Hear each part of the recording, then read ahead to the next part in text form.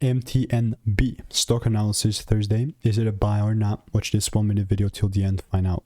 So I'm observing Matness Biopharma Holdings, and last time I made a video on it, I was expecting the lows to get cleared out if there was a proper shift, and in theory there was, and the lows actually got shift.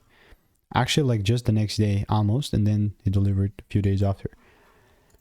Then we went up out of nowhere, but Wednesday's performance was 30% down. I mean, to be perfectly honest, I have seen this happen, I'm not even exaggerating, thousands of times. You can see how much videos I've done. 99% of the times the price just plummets, but instead of assuming, like, the only way that I'll really short this is if I see a second range break, you know. So that's how MTNB looks like for me.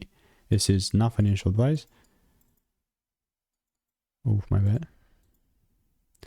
It's my opinion. If you want to make more money trading in a simple and new way, click the first link in the description. It's a free newsletter. Goodbye and enjoy.